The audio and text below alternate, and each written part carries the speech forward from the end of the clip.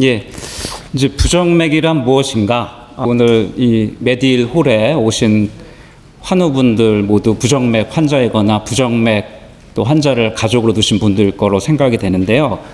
이게 좀 어려운 한자입니다. 그러니까 맥이 정확하지 않다라는 부정맥인데 말 그대로 이 맥박이 불규칙하거나 또는 규칙적이라고 하더라도 빠르거나 느리거나 또는 엇박자로 되거나 그런 모든 경우를 우리가 부정맥이라고 얘기한다고 보시면 될 것 같습니다. 조금 더 이제 자세하게 조금 들어가 보겠는데요. 이게 너무 어렵게 생각하지 마시고 아마 여기 본인들이 해당하는 그런 병들도 있을 거라고 생각했는데 이게 심장을 이렇게 단면을 이렇게 보면은 눈에는 보이지는 않는데 이렇게 심장의 박동이 만들어지는 데가 있고 이 심장 박동이 모이는 데 전기가 모이는 데가 있고 이 선들이 심장 사이사이에 이렇게 연결이 되어 있습니다. 그래서 이 박동이 만들어진 전기 힘으로 이 심장이 뛰는 거라고 보시면 되고 그 뛰는 게 결국엔 수축을 해서 혈액을 전신으로 돌리는데 이 전기가 만들어지거나 이동하거나 그게 작동을 하는데 여러 가지 이제 문제가 여러 원인들에 의해서 생기게 되는 거죠. 그게 빨리 뛰는 경우를 우리가 빈맥이라고 얘기를 하고 그게 느리게 뛰는 경우를 한자로 서맥이라고 합니다. 그걸 조금 더 세분화해서 보면은 서맥의 경우에는 여러 가지 질환들이 있지만 대표적으로 이런 동기능 부전증후 말이 좀 어려운데요. 요 박동이 만들어지는 데 문제가 있는 경우도 있고 또 방실 차단이라고 해서 전기가 연결이 되는데 장애가 있어서 전달이 안 돼서 생기는 경우, 그리고 빈맥도 우리가 불규칙한 경우, 규칙적인 경우, 심방에서 나오는 경우, 심실에서 나오는 경우, 이 심장의 아래쪽을 우리가 심실이라고 그러고 이 심장의 위쪽을 심방이라고 합니다. 그리고 심방성이냐 심실성이냐 이렇게 이제 상심실 또는 심실이라고 얘기를 나누는데 또 이게 불규칙하게 나오는 또 심방세동이는 병들도 있고 여기 계신 많은 분들이 아마 심방세동을 앓고 계신 그런 환우분들이라고 저기 생각이 됩니다. 이제 크게는 이 정도의 종류라고 생각하시면 되고요.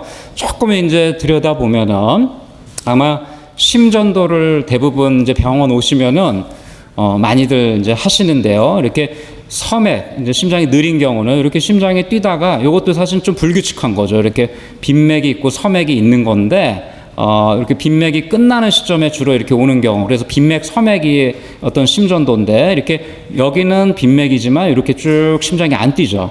뭔가 있어야 될 때가 없는 경우, 이런 경우를 우리가 서맥이라고 얘기를 합니다. 심장이 안 뛰면은 결국에는 수축도 안 되고 혈액순환도 이제 안 되게 되니까 위험할 수 있고 졸도할 수 있는 거죠.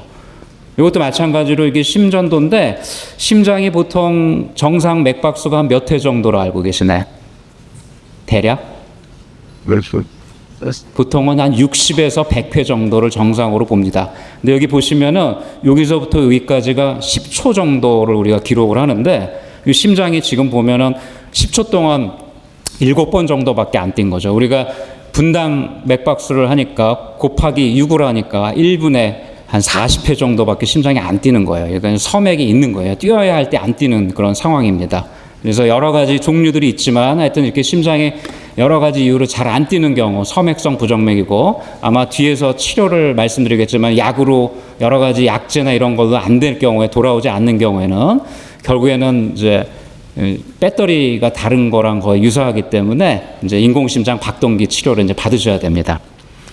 그리고 또 이게 엇박자로 나오는 경우가 있습니다. 여기 보시면은 심장이 이렇게 규칙적으로 뛰다가 이게 요 정도쯤에 규칙적으로 요 간격으로 나와야 되는데 여기 지금 뭔가 빨리 나왔어요. 그러니까 이게 지금 나와야 되지만 그리고 모양도 다르죠.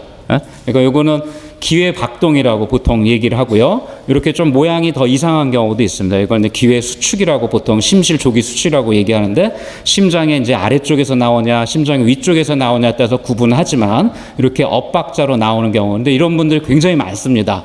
근데 이제 이런 경우는 너무 걱정하지 마시고 우리가 또 부정맥 전문 교수님과 또 진료를 하셔가지고 위험성이 있는 경우는 저희가 약물 치료나 시술을 하기도 하지만은 대개는 위험한 경우는 드물기 때문에 너무 걱정을 하지 마시고 꼭 진료를 먼저 받아보시는 게 중요할 것 같습니다. 그리고 아까 말씀드린 대로 이렇게 이런 경우가 정상적인 범위 내로 만약에 100회까지 뛰는 거라면은 여기 보시면은 심장이 이거는 한 200회가 이상 심장이 뛰는 거예요. 그러니까 굉장히 뭐 불규칙할 수도 있고 규칙적일 수도 있지만 자동차가 쉽게 말하면 막 100km가 아니고 150km 막 200km 가고 그다음에 막 급발진으로 막 불규칙하게 막 엔진이 막 부릉부릉 하는 거죠. 이런 경우 이제 심장에 문제를 초래할 수 있고 빠르면은 왜 문제가 되냐 여러 가지 두근거림 증상도 나오기도 하지만 적절하게 심장이 수축을 이완을 해가지고 혈액을 전신으로 순환을 시켜야 되는데 그 기능을 상실하게 되고 특히 심실에서 그런 문제가 나오게 되면은 혈압이 유지가 안 되셔가지고 졸도로 이어질 수가 있는 굉장히 위험한 상이 올 수가 있습니다. 그러니까 이런 빈맥도 우리가 중요한 질환이 되겠죠. 여기 뭐 심전도 여러 개가 있지만 뭐 복잡한 이런 질환들을 다 기억하실 필요는 없지만 규칙적인 경우도 있고 불규칙한 경우도 있고 심실에서 나오는 경우도 있고 심방에서 나오는 경우도 있고 여러 가지 그런 질환에 따라서 또 치료가 조금씩 달라질 수가 있으니까 본인의 질환들을 한번 정확하게 담당 교수님에게 한번 여쭤보실 필요가 있을 것 같습니다. 이제 오늘 여러 가지 부정맥 중에서 이제 제일 중요한 부정맥 중에 가장 많은 분들이 아마 심방세동일 걸로 생각이 되는데요. 심방세동은 말 그대로 심방이 잔떨림이 있는 불규칙한 경우를 얘기를 하는데 이게 이 병은 이것만으로 끝나는 게 아니고 혈전이 잘 생겨가지고 뇌경색과 같은 여러 가지 아주 심각한 합병증으로 갈 수가 있습니다.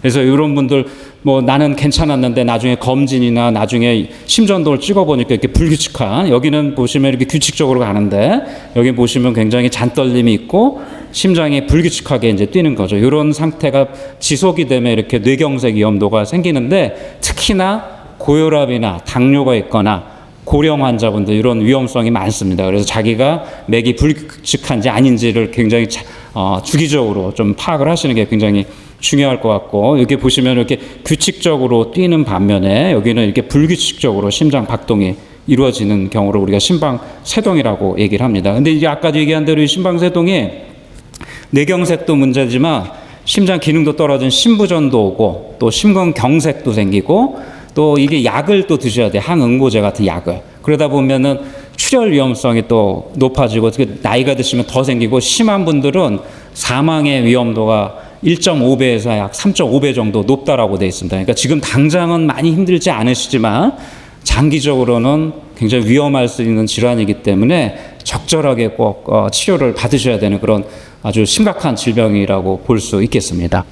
그러면 이거를 이제 어떻게 진단해요? 아까 말씀드린 대로 이렇게 심전도를 병원에 와서 찍으면 좋은데 물론 검진을 하셔가지고 이렇게 진단이 되는 경우도 있지만 또 뭐 이 부정맥이 매번 검진할 때만 나타나는 게 또 아니니까 아까 11월 11일을 제가 하트 리듬의 달이라고 말씀드렸잖아요. 그러니까 주기적으로 본인의 맥박을 이렇게 손으로 끝으로 11자를 해서 이렇게 체크를 해보시고 맥이 불규칙하면은 또 의사 선생님에게 진단을 받고 심전도를 찍어보고 또 필요한 경우에는 이렇게 최근에 많이 나온 그런 기기들 있잖아요. 워치, 그다음에 패치 이런 기기들을 잘 또 활용을 하셔가지고 이 진단에 좀 도움이 될 수 있게 하시는 게 굉장히 중요할 것 같습니다. 또 어떤 분들은 이게 심전도가 아주 드물게 나오는 경우가 있어요. 그런 경우는 뭐 24시간 또는 요즘은 3일에서 14일까지 이렇게 패치 같은 걸로 간단하게 하는 그런 패치 심전도들이 있기 때문에 그걸 또 활용하셔도 되고 또 어떤 경우는 이렇게 증상이 있을 때만 이렇게 또 체크를 하는 경우가 있습니다. 그걸 우리가 이벤트 심전도라고 얘기를 하고 어떤 분들은 1년에 한두 번 나올까 말까인데 또 증상이 이렇게 완전히 두근두근 하는 것뿐만 아니라 막 졸도를 하는 경우가 있어요. 이런 분들은 또 원인 모를 뇌경색이 있는 경우 이런 경우는 진단을 정확하게 하셔야지만 그 치료로 이어질 수 있기 때문에 이렇게 피하 조직에다가 이런 칩 같은 거를 삽입을 해서 일종의 블랙박스를 내 몸에 이제 달고 하는 그런 진단법도 있습니다. 아마 여기 하고 계신 분들도 아마 있을 거로 생각이 됩니다. 그리고 아까 말씀드린 대로 이렇게 최근에는 이런 시계, 그 다음에 또 핸드폰, 그 다음에 패치 이런 것들이 많이 아주 저희 진료에서 아주 활발하게 많이 하고 있으니까 이런 필요한 경우에는 담당 교수님하고 또 상의를 하셔가지고 이런 기기들을 통해 갖고 진단을 잘 받으시는 게 좋습니다.